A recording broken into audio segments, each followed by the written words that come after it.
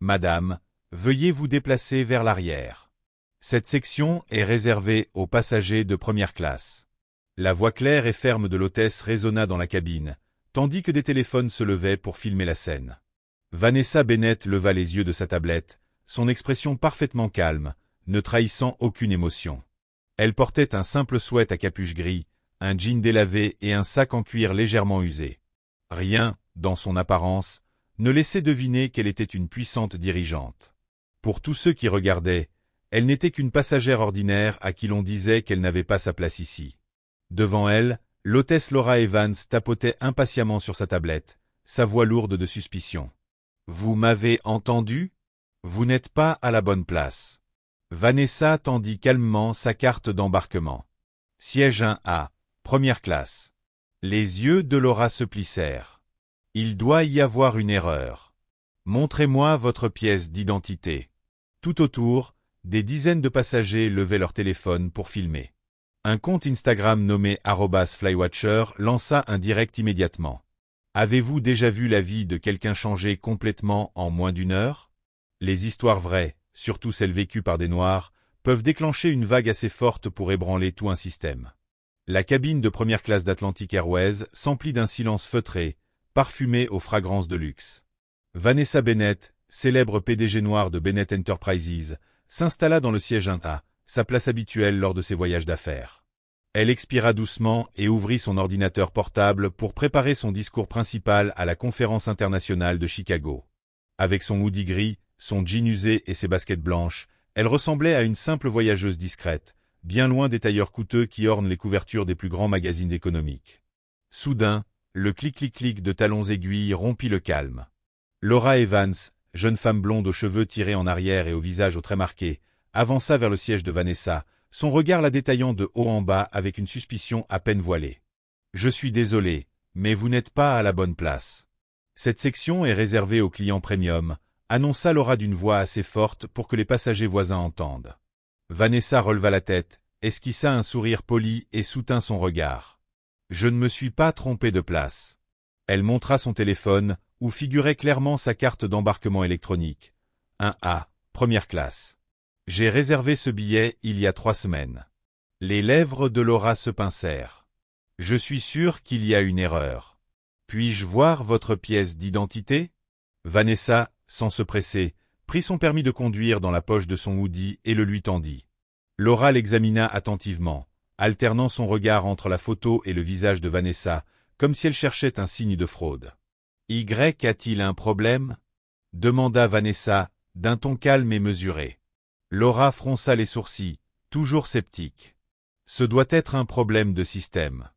Ce billet n'est peut-être pas valide. Je vais devoir vous demander d'aller en classe économique, le temps de vérifier.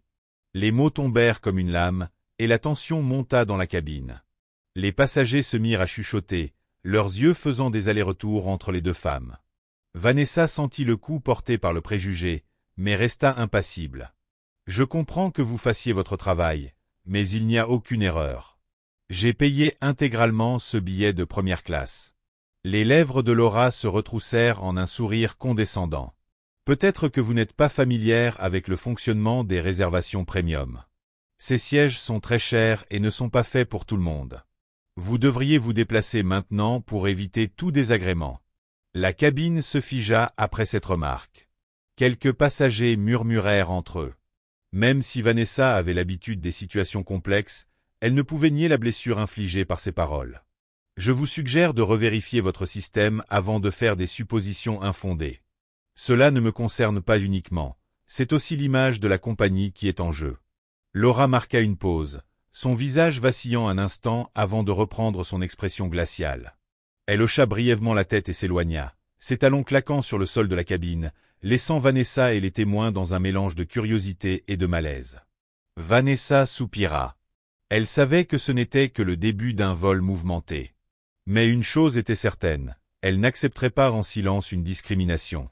Pas seulement pour elle, mais pour tous ceux qui n'auraient pas la force ou la confiance de s'opposer à une telle injustice. Moins d'une minute plus tard, Laura revint, déterminée à en finir. « J'ai revérifié votre billet, et même si le code est correct, quelque chose cloche. Je dois confirmer avec les réservations. » En attendant, vous feriez mieux d'aller en classe économique pour ne pas déranger les passagers de première classe. Vanessa posa calmement son téléphone et ses documents sur la tablette devant elle, son regard toujours fixé sur l'hôtesse. Je suis désolé, mais je ne peux pas accepter cela. J'ai acheté ce billet correctement. S'il faut plus de temps pour vérifier, je préfère attendre ici. Le visage de Laura se crispa. C'est alors qu'une voix grave, à la fois chaleureuse et autoritaire, intervint depuis le siège voisin. Mademoiselle, je pense que vous devriez écouter l'hôtesse. Pas besoin de créer un problème plus grand. Vanessa tourna la tête et vit un vieil homme, George Hamilton, homme d'affaires bien connu, cheveux argentés impeccablement coiffés, costume sur mesure. Ses yeux calmes mais froids la scrutaient. « Je ne crois pas compliquer la situation, » répondit-elle poliment. Hamilton inclina légèrement la tête. « Ce que je veux dire, c'est que parfois, connaître sa place dès le départ vous évite bien des ennuis. Vous comprenez, n'est-ce pas ?» Chaque mot était glacé, lourd de sous-entendus. Les passagers comprirent aussitôt la connotation raciste et observèrent Vanessa, attendant sa réaction. Elle inspira profondément, maîtrisant sa colère. « Je connais parfaitement ma place, monsieur Hamilton. Je suis ici parce que je l'ai mérité. J'ai acheté ce siège légalement et payé en totalité. Je suis sûr que vous êtes d'accord pour dire que la place de quelqu'un ne devrait pas dépendre de son apparence ou de sa couleur de peau. N'est-ce pas ?» Les traits de Hamilton se durcirent, surpris par tant d'assurance. Certains passagers commencèrent à regarder Vanessa avec un nouveau respect. Sentant la situation lui échapper, Laura intervint. « Inutile de poursuivre cette discussion. Je vais signaler le problème à l'équipe des opérations de vol. En attendant, restez calme et patiente. » Elle jeta à Vanessa un dernier regard sceptique avant de disparaître derrière le rideau de la cabine. Moins de 5 minutes plus tard, des pas lourds résonnèrent depuis le cockpit. Un homme grand, en uniforme de pilote impeccable, entra dans la cabine. Son insigne affichait « Robert Mitchell, capitaine ». Son expression sévère montrait qu'il était l'autorité suprême à bord. « Mademoiselle Evans, expliquez-moi la situation », ordonna-t-il d'un ton glacial. Laura saisit l'occasion. « Capitaine Mitchell, cette passagère prétend détenir un billet valide de première classe, mais je n'ai pas pu le vérifier. Elle refuse de bouger et retarde le départ. » Le capitaine fronça les sourcils et jeta un regard à Vanessa, comme si sa tenue suffisait à juger de sa légitimité. Sans demander ses documents, il lança. « Madame, vous savez que prendre délibérément une classe supérieure à celle inscrite sur votre billet viole notre règlement. Franchement, je ne comprends pas pourquoi vous voulez retarder tout le monde. » Vanessa le fixa, surprise par sa brutalité. « Je suis désolé, mais vous n'avez pas vérifié mon billet ni ma pièce d'identité. Tous mes documents sont légitimes et ont été validés à l'enregistrement. » Le regard du capitaine se durcit. « Je pilote depuis des années. J'ai vu ce genre de situation.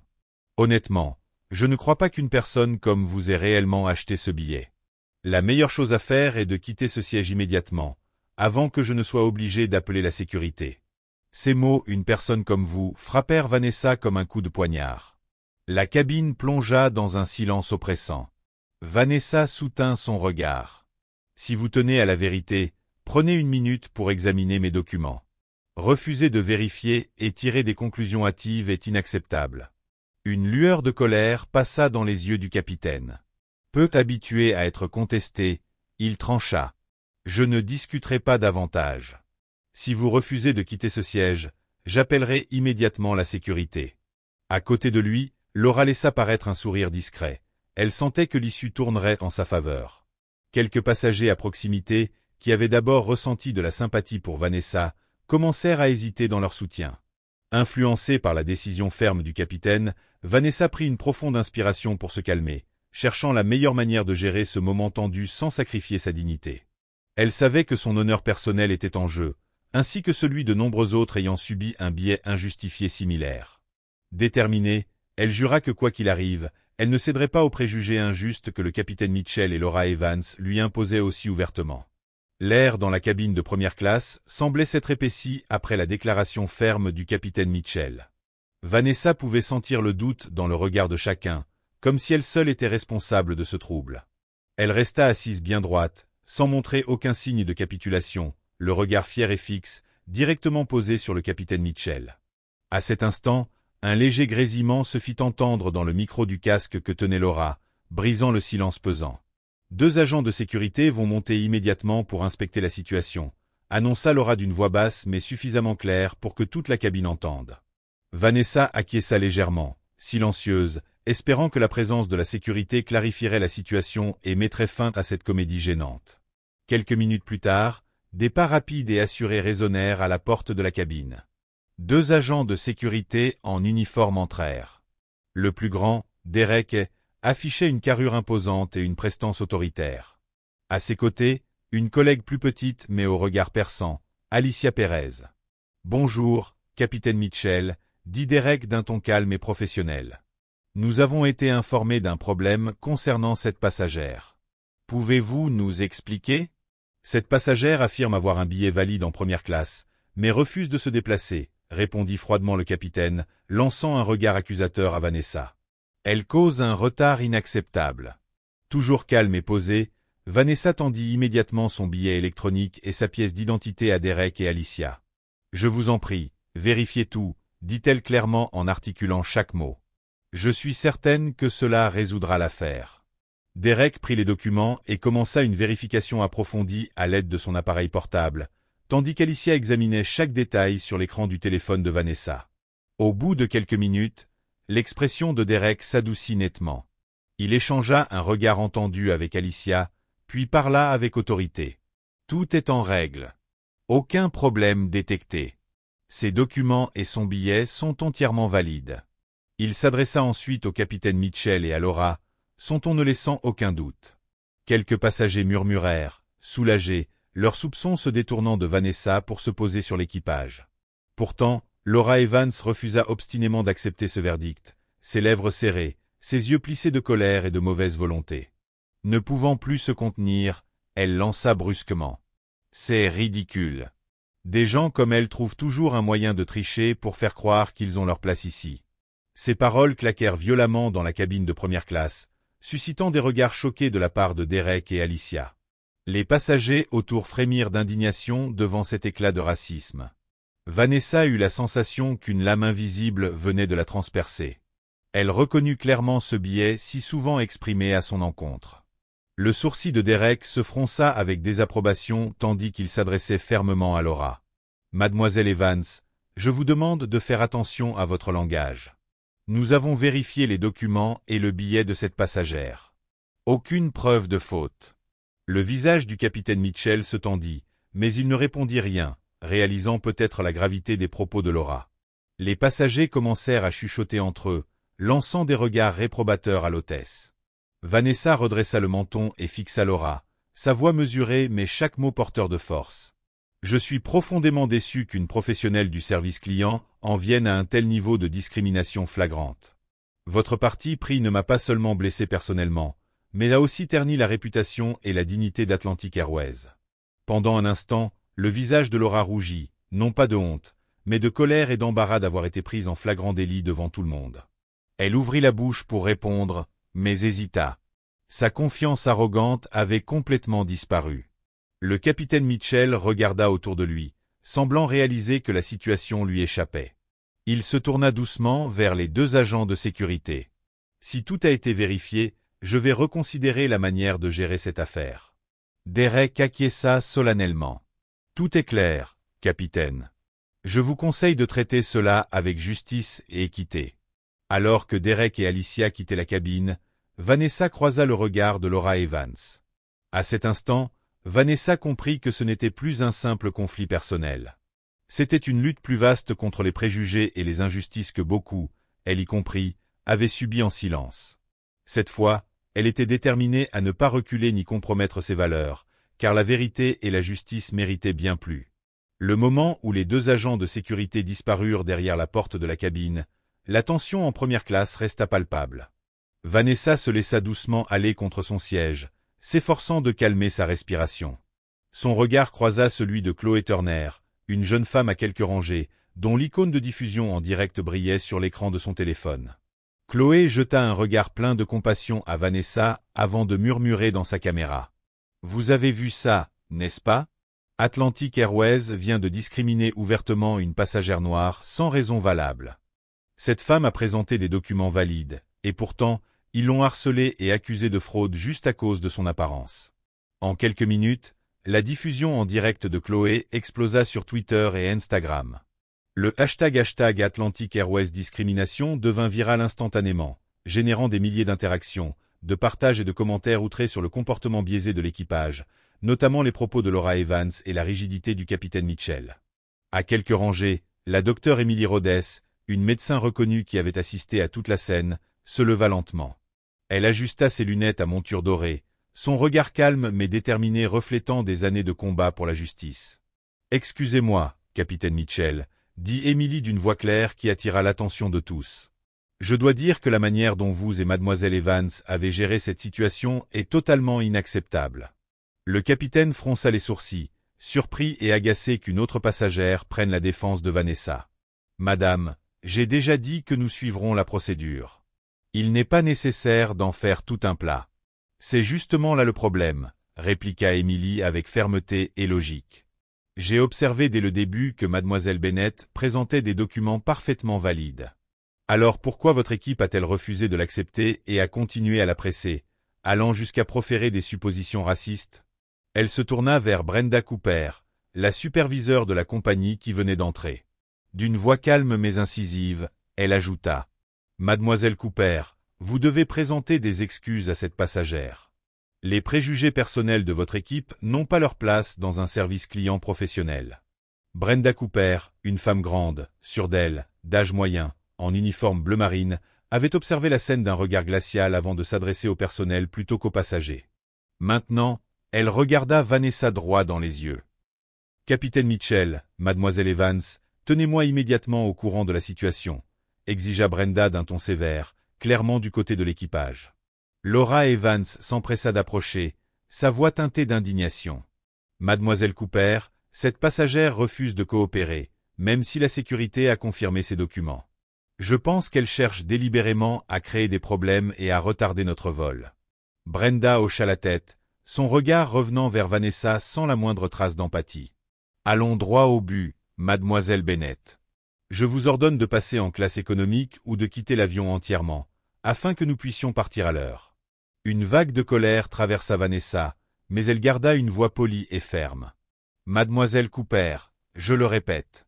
Mon billet et ma pièce d'identité ont été entièrement vérifiés et validés. Je ne comprends pas pourquoi vous faites cette demande déraisonnable. » Brenda la considéra comme si elle faisait face à une enfant têtue, son ton s'adoucissant légèrement, mais restant chargé d'autorité. « Le problème ne vient pas seulement de vos documents. Votre refus d'obtempérer perturbe les autres passagers. Si vous vous souciez vraiment du confort de tous durant ce vol, vous ferez ce que nous demandons. » Vanessa inspira profondément, déterminée. « Le vrai problème ici, c'est la discrimination flagrante de votre équipage, et de vous-même, mademoiselle Cooper.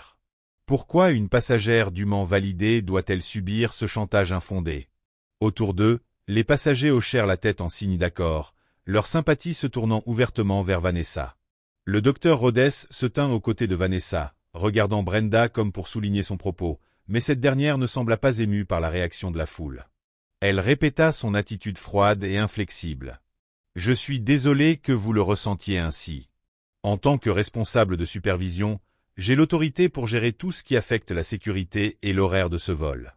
Votre comportement non coopératif cause une perturbation majeure. Vous devez choisir maintenant. » De l'autre côté de l'allée, la diffusion en direct de Chloé continuait d'envahir les réseaux sociaux. Les spectateurs s'indignaient, exigeant qu'Atlantic Airways s'explique publiquement et présente des excuses. Le hashtag Atlantic Airways discrimination monta en flèche dans les tendances, mettant une pression immense sur la réputation de la compagnie aérienne. La voix de Vanessa resta calme mais ferme. « Soyons clairs. Je n'ai rien fait de mal. Si vous continuez à me forcer, cela constitue une discrimination grave et j'engagerai des poursuites judiciaires. » À la mention de cette action en justice, l'expression de Brenda vacilla, mais elle retrouva vite son air résolu. « Vous avez tout à fait le droit de le faire, mais pour éviter d'autres retards, ma décision tient. Passez en économique ou quittez l'avion. » Le docteur Emily Rhodes intervint aussitôt, son ton plus acerbe que jamais. « Mademoiselle Cooper, vous commettez une grave erreur en gérant cette situation de manière aussi partiale. En tant que superviseur principal, votre devoir est de vérifier les faits impartialement, pas de prendre automatiquement parti pour votre équipe. Quelques passagers proches applaudirent doucement, manifestant leur soutien aux paroles d'Emily. L'atmosphère devint encore plus électrique, l'attention de la cabine passant de Vanessa aux autorités de la compagnie, leur regard empli de reproches. La mâchoire de Brenda se serra. Elle comprit qu'elle était acculée, mais refusa de reculer. Ma décision est finale. Si mademoiselle Bennett ne se conforme pas, je ferai escorter la passagère hors de l'avion par la sécurité. Vanessa expira lentement, consciente que ce bras de fer était désormais irréversible. Elle savait que son prochain geste n'affecterait pas seulement sa propre situation, mais enverrait un message puissant à tous ceux ayant subi ou susceptibles de subir une telle injustice flagrante. Quoi qu'il arrive, elle était déterminée à ne pas céder à la discrimination flagrante que Brenda Cooper et l'équipage lui imposaient avec autant d'agressivité. Lorsque la position inflexible de Brenda s'acheva, la cabine de première classe sembla se figer. Vanessa ressentit l'injustice évidente qui lui était infligée.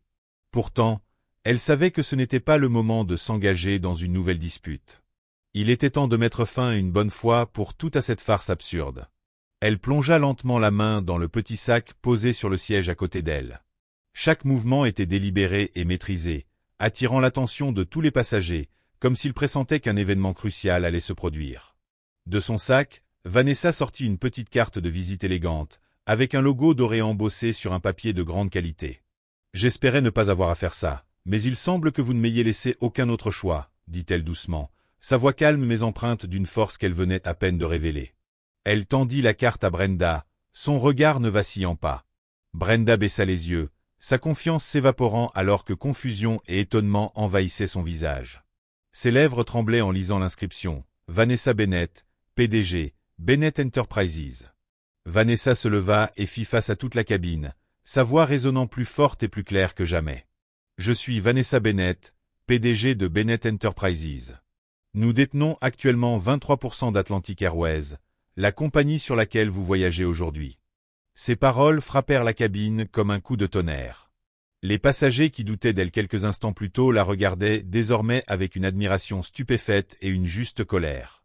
Laura Evans, si inflexible jusque-là, resta figée. Son visage pâlit alors que le faux-semblant d'autorité qu'elle affichait s'effondrait complètement. La panique et la peur remplacèrent son arrogance initiale. Le capitaine Robert Mitchell était tout aussi choqué. Ses yeux s'écarquillèrent, incapable de croire que la femme qui l'avait accusée était en réalité l'une des plus grandes actionnaires de la compagnie. La tension monta en flèche dans la cabine, mais désormais, l'équilibre du pouvoir s'inversait. Personne n'osa contester la légitimité de la déclaration de Vanessa. Brenda Cooper, retrouvant enfin ses esprits, bafouilla des excuses, la voix tremblante de regret. « Je n'avais absolument aucune idée de qui vous étiez, mademoiselle Bennett. Je suis sincèrement désolé pour ce terrible malentendu. » Vanessa croisa le regard de Brenda, sans aucune rancune. Sa voix resta ferme et autoritaire. « Il ne s'agit pas de mon statut personnel, mais de la façon dont vous traitez vos clients, quelle que soit leur identité, avec respect et équité. Votre conduite non professionnelle et vos préjugés infondés ont fait dégénérer cette situation. » Elle fit une pause, puis fixa Laura et le capitaine Mitchell, chaque mot frappant comme un marteau sur leur conscience. « J'espère que cela servira de leçon profonde, non seulement pour cet équipage, mais pour toute la compagnie. La discrimination fondée sur l'apparence ou tout autre biais est totalement inacceptable. » Des applaudissements timides commencèrent à se faire entendre dans la cabine, rapidement suivis d'une ovation enthousiaste pour Vanessa. La diffusion en direct de Chloé Turner vibrait d'excitation tandis qu'elle tenait ses spectateurs informés. Incroyable, tout le monde. La passagère qu'ils viennent de discriminer est Vanessa Bennett, PDG et grande actionnaire d'Atlantic Airways. Cette compagnie devra répondre de ses actes d'aujourd'hui. Le capitaine Mitchell baissa la tête, honteux et plein de regrets, conscient du comportement irréfléchi qu'il avait eu. Laura Evans s'accrocha à son siège, sa fierté initiale totalement éteinte. Vanessa retourna s'asseoir, lissant doucement sa simple veste grise, le visage serein. Mais, à l'intérieur, elle ressentait un mélange de soulagement et de fierté. Non pas pour avoir révélé son statut, mais parce qu'elle avait eu le courage de parler, non seulement pour elle-même, mais pour tous ceux qui ont souffert d'injustices et de préjugés similaires. Dès cet instant, elle sut que personne comme Laura, Robert ou Brenda n'oserait jamais plus juger un autre passager avec autant de mépris. Au moment où la puissante déclaration de Vanessa se termina, la cabine de première classe tomba dans un silence stupéfait. Mais ce calme fut immédiatement brisé par une pluie de notifications sur les téléphones portables.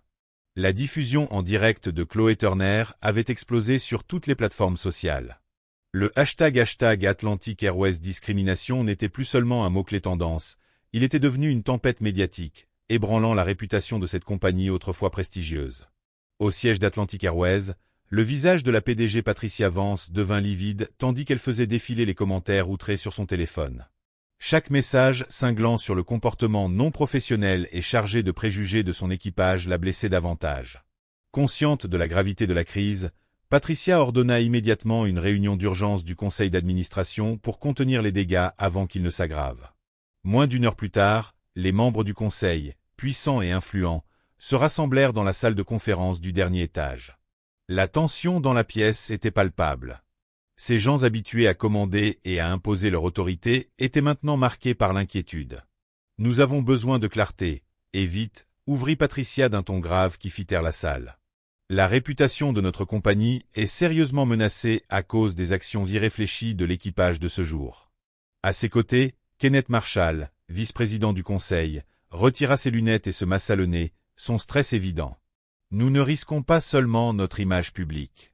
Vanessa Bennett est une actionnaire majeure, et cela pourrait avoir des conséquences financières et stratégiques dévastatrices. » Patricia Brown expira, frustrée. « Ce qui m'inquiète le plus, c'est la discrimination flagrante exposée. C'est complètement contraire aux valeurs que nous avons tant travaillé à construire et promouvoir. » Alors que le conseil prenait la mesure de la situation, le téléphone de Patricia vibra. Un nouveau message apparut, qu'elle lut et relut, choquée, le teint encore plus pâle. Elle se montra surprise. « Je viens de recevoir un message direct de Vanessa Bennett. » Elle ajoute un détail crucial. Bennett Enterprises ne détient pas seulement 23% d'Atlantic Airways, mais Mademoiselle Bennett a personnellement financé 500 000 $ de notre initiative pour la diversité culturelle lancée plus tôt cette année. La salle éclata en murmures. Les membres échangèrent des regards stupéfaits. Même Kenneth, habituellement impassible, semblait déconcerté et se tourna vers Patricia, la voix hésitante. Ce programme de diversité est l'une de nos stratégies clés pour améliorer notre image de marque et élargir notre marché. Veut-on dire que nous venons d'insulter la personne qui l'a financé? Patricia acquiesça, son regard trahissant une grande inquiétude. Exactement. Et désormais, non seulement le public, mais aussi les médias, nos investisseurs et des millions de passagers fidèles exigeront des explications pour cette faute grave. Un lourd silence s'installa dans la salle, tandis que le conseil prenait pleinement conscience de la crise. Il savait qu'il n'y avait aucune marge d'erreur ni de retard possible. Une action rapide et décisive était impérative. Jonathan Reed, un des membres les plus jeunes du conseil, prit la parole, visiblement anxieux. Il faut présenter des excuses officielles immédiatement, et les responsables doivent être tenus pour compte. Patricia, bien que visiblement tendue, acquiesça. « Je suis d'accord. Mais plus que cela, nous devons démontrer des mesures concrètes pour reconstruire la confiance. Vanessa Bennett n'est pas seulement une actionnaire ou une donatrice. Elle est devenue la voix de tous les passagers ayant subi la discrimination. Nous devons répondre par des actions sincères et réfléchies. » Un silence solennel s'installa dans la salle du conseil, alors que chacun comprenait l'enjeu profond. La réputation d'Atlantic Airways, bâtie depuis des décennies, était en jeu.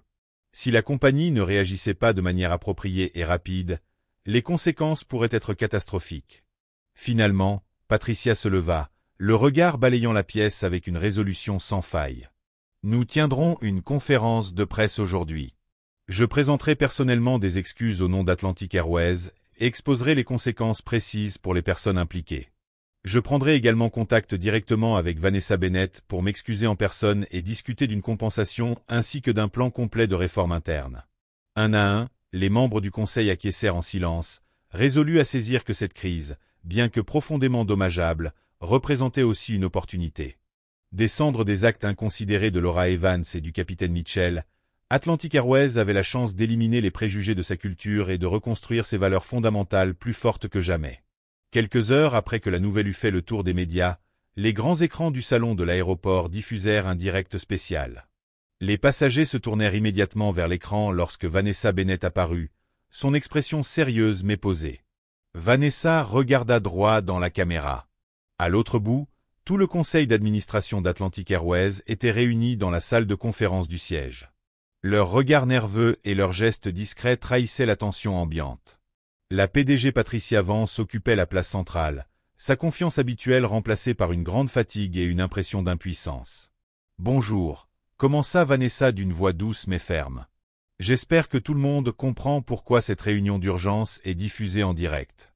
Je crois que la transparence est la première et la plus nécessaire étape pour régler ce problème. » Patricia acquiesça, sa voix plus douce et mesurée que d'ordinaire. « Mademoiselle Bennett, nous regrettons profondément cet incident honteux. Nous nous engageons à en traiter la cause profonde et à faire en sorte que cela ne se reproduise jamais. » Vanessa acquiesça légèrement, son regard toujours aussi perçant. « Les excuses sont importantes, mais les actions concrètes comptent encore plus. Je ne suis pas ici pour des promesses vagues. Je veux m'assurer qu'Atlantic Airways mette en place des changements clairs et spécifiques immédiatement. » Son regard parcourut les membres du conseil. « Premièrement, j'exige le licenciement immédiat de l'hôtesse de l'air Laura Evans, qui a fait preuve de discrimination raciale évidente à mon égard. » À la mention de son nom, Laura, qui se tenait en retrait, pâlit, ses mains tremblantes, la tête baissée. Les passagers autour la regardaient avec condamnation ouverte. Vanessa poursuivit, sa voix devenant plus forte et déterminée. De même, le capitaine Robert Mitchell, qui n'a pas rempli son devoir fondamental de vérifier les faits et m'a jugé avec un préjugé évident, doit être licencié immédiatement. Le capitaine Mitchell se figea, le visage blême, son arrogance s'effondrant sous le poids de cette exigence. Se tournant vers la superviseure Brenda Cooper, Vanessa continua avec fermeté. Quant à Madame Cooper, qui a traité cette affaire sans objectivité et a pris parti pour l'équipage, j'exige sa rétrogradation ainsi qu'une formation obligatoire sur la diversité et la sensibilisation avant qu'elle ne puisse reprendre ses fonctions. Brenda resta figée, ses mains agrippant fermement le bord du podium tandis qu'elle prenait la pleine mesure des conséquences de son parti pris. Patricia Vance, toujours tendue mais décidée à satisfaire ses demandes, répondit. « Nous comprenons et mettrons en œuvre chacune de vos exigences immédiatement. » Mais Vanessa n'avait pas fini. « Enfin, je demande la mise en place immédiate d'un comité indépendant chargé de revoir les politiques internes d'Atlantic Airways en matière de discrimination et de diversité. Ce comité devra également surveiller la formation de tout le personnel afin que de tels incidents ne se reproduisent plus. » Un silence lourd s'installa dans la salle, chacun mesurant l'ampleur des exigences. Patricia hocha lentement la tête, consciente que c'était le seul moyen de sauver la réputation de la compagnie. « Nous acceptons toutes vos conditions, Mademoiselle Bennett. Vous pouvez compter sur notre pleine collaboration pour rétablir la confiance. » Vanessa esquissa un léger sourire, satisfaite mais consciente que le chemin vers le changement serait long. La diffusion en direct se termina sur cette note d'espoir, alors que des millions de spectateurs dans le monde entier partageaient le même sentiment. Un tournant majeur venait d'être pris. Quelques jours plus tard, Atlantic Airways publiait un communiqué officiel dans lequel Patricia Vance présentait publiquement ses excuses, annonçait les licenciements et la création du comité de diversité. Vanessa, quant à elle, continua à utiliser sa voix et son influence pour défendre les droits des passagers et promouvoir l'égalité. Cet épisode marqua non seulement la fin d'une injustice flagrante, mais aussi le début d'une nouvelle ère pour la compagnie. Un message clair fut envoyé, la discrimination n'a pas sa place, où que ce soit.